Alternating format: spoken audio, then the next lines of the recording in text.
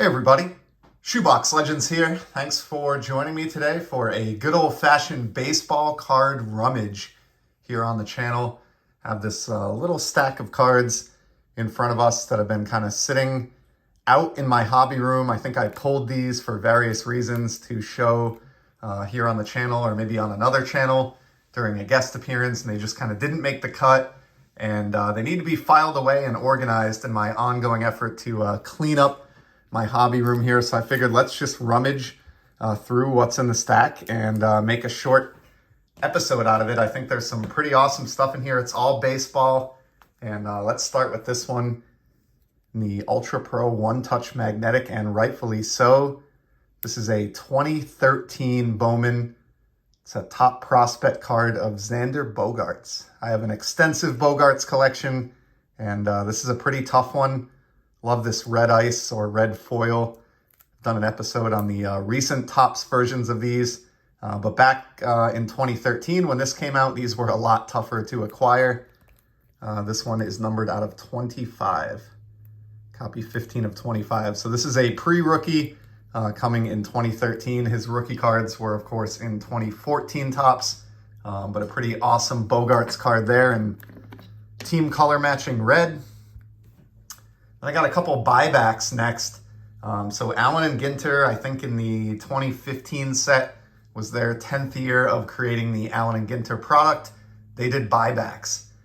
And you could get earlier versions of Allen and Ginter cards like this 2008 Frederick Nietzsche, the philosopher, in buyback format. And they had this 10th anniversary foil stamp. So this is probably my only philosopher buyback in my collection. I was going to college for philosophy, believe it or not, before I dropped out over 20 years ago now. Never did finish, but I love that card. And then here's another one, the Ageless from 2009, Allen and Ginter, but another buyback, the Ageless Jamie Moyer. Just love, I've mentioned it many, many times, but I love guys who stick around in professional sports until an age that most players have long since retired at, and Moyer was certainly the case for that in baseball. So I do have a little small Jamie Moyer collection. I don't really seek out his stuff too much, but if I run across something, I'll pick it up. Here's one more buyback. This is from the Leaf Memories program. I think this came out in 2012, but it's an original 1990 Leaf card, in this case of Dennis Lamp, hurler for my hometown Red Sox, which is why I have this. It's from my my team collecting days, stamped as a buyback. So it has this Memories buyback silver foil stamp, and then it was numbered in this case to 20. So, I mean, nothing crazy there, but just a numbered buyback of the Red Sox. A couple of 1980s classics here. Check out this color match, Dave Winfield. I love the 1986 Topps set when it comes to the Yankees cards in particular, because, I mean, you just can't beat it. You got the pinstripes here, the kind of black and white uniform and the black and white card design. It's just an awesome, awesome card of Dave Winfield, a common, but one that I really enjoy. Happy to have that in my collection. And then one of the best cards of the 1980s, the Bo Jackson Future Stars, courtesy of 1987 Topps. Probably like a quarter box card now, I would imagine, or 50 cents, but don't care. It's awesome, and it takes me right back to my youth. Love that card. Speaking of players that take me back to my youth, got a couple of Cal Ripken Juniors here. So I've been featuring him quite a bit on the channel this year. He was one of the big three players for me growing up. And how about this Denny's hologram card here? Love it. You can see him launching the ball out to left field. Pretty cool. Love holograms. I miss those in modern cards. Here's a nice one out of Leaf Limited. Check that card out. Nice foil, perfect 90s card there. And also perfectly 90s, we have the promotional sample out of the Emotion set here. And we have Class, which I don't think is an emotion, but, you know, I think the Emotion set batted about 500 in terms of the word on the front of the card actually being an emotion, but still a nice Ripken there. I love the foil work on the Emotion logo. And of course, promo cards are just very dated from the 90s. And here's a great image that I always loved. Just a really cool shot there. Ripken in front of the Lou Gehrig statue. And this is the gold winner from 92 Topps. Pretty awesome. I think the winners are actually more easily available than the non-winners, if I remember. Then here's another early 90s Topps. Got a 93 Alan Trammell. He was actually on the channel recently in a Rippin' with Leo. Pulled one of his cards, but I love this portrait shot here. I think that's at Tiger Stadium. A great shot of Alan, Hall of Famer. And then, all right, these next two are really cool. So this is an insert set that I remember back in the day being such a big deal.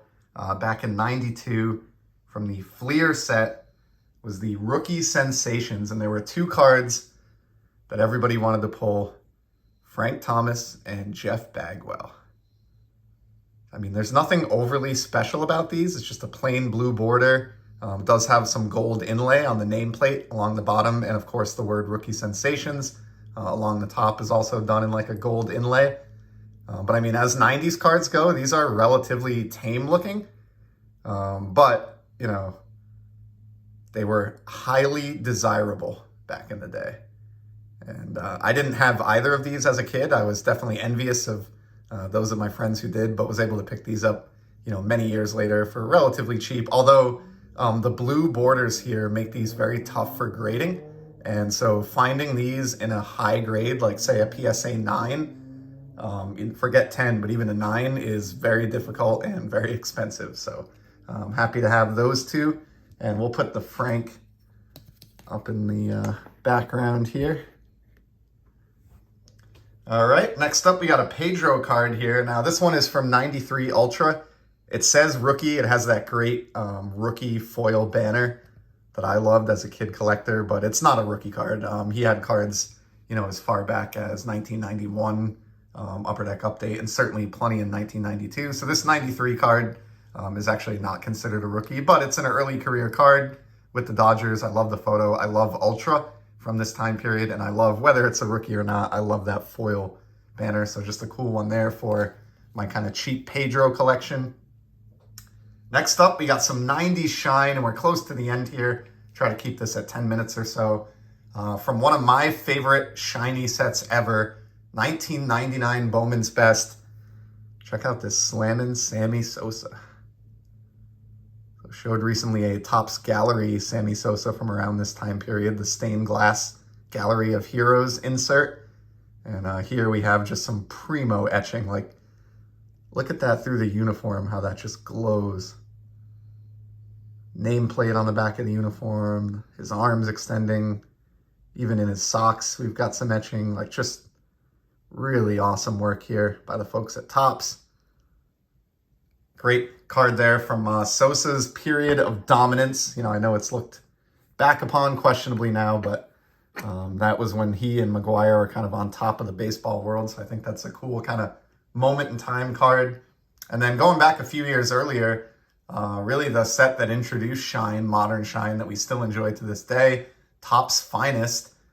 This is from the 94 release, which was the second set. We have the Kenny Lofton refractor. And light is really tough on this one. It looks a lot better in hand than it comes across on camera, especially in this top loader. But yeah, really cool Kenny Lofton there. The 93 Finest, the first set, are the super valuable refractors, but I'm finding that the 94 and 95s have pretty well dried up for the most part as well, and are not cheap cards either. So Kenny Lofton, you know, not a Hall of Famer, but definitely somebody, if I was building an all 90s team, that I would love to have in my leadoff spot. Just, you know, on-base machine, base stealing threat, tons of speed, did have power as well. Loved Kenny Lofton back in the day, so happy to have that one. I got two cards left here. First one, I'm going to give a shout out to my buddy Hugo. This is a nice autographed card here. Hugo's here on YouTube at Signs of the Pastime. I'll leave a link below. Awesome channel, awesome collector, and as his channel name might indicate, he collects autograph cards, and he's also a Red Sox fan, so I wanted to just give him a shout out for this Johnny Damon Cracker Jack auto out of Topps Archive Signature Series. Of course, this is kind of a recreation of a early 20th century Cracker Jack baseball card, redone up for Johnny Damon. Was issued by Topps in 2004. Here's a look at the back. And then Topps, of course, had Damon sign this, stamped it, and issued it in their Archive Signature Series product in 2017. So, guy you don't hear too much about these days. He's kind of forgotten in baseball's past, or in Red Sox past even, but he was a really exciting and dynamic player on some of those early 2000s teams that I just spent a lot of time enjoying in person. Went to tons of games in, right up, I'd say between, 2003 and 2013. Would go to many games a year, and he was a big name on those teams and just a really, really fun player to watch, and kind of a cool autograph. I love the red Cracker Jack cards as well, so happy to have that one in the collection. That's one of those that I bought for like $10. Someone paid $55 or $70 for a box of Archive Signature Series, pulled that one Johnny Damon, and then sold it to me for like $10. But what can you do? And then the last card for today is a really sentimental one for me. I've mentioned numerous times how my favorite card, possibly of all time, the card that got me started in the hobby, is the 1990 Topps #1 Nolan Ryan. Well, recently, I don't know why I never picked this up prior to now, or even really thought about it prior to now, but I got the refractor version of the reprint of this card. So in 1999, Topps Finest, they did a Nolan Ryan tribute set, and they issued all of his flagship Topps cards in chrome format as inserts. And they also did refractors. And this is the refractor version of the 1990 Topps Nolan Ryan card #1. Nice and off center, just like most of the originals were. Just love this. It's, a card that to me has a lot of personal meaning, but it's, mixed up with some modern shine from what is, one of the last truly vintage standard cardboard stock sets. So this is kind of a neat modern take on it. I pick up, as many different versions of this card as I can find. And so, as I said, I can't believe there's really no excuse that it took me this many years back in the hobby to get this nice refractor, especially given how much I am a fan of refractors and shine. So thrilled to have yet another version of the 1990 Topps #1 Nolan Ryan in the collection. That is also the final card in today's stack for the little baseball rummage. So that's going to be a wrap on this video.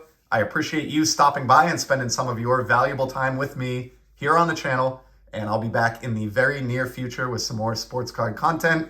Till then, I hope everyone enjoys the hobby. Take care.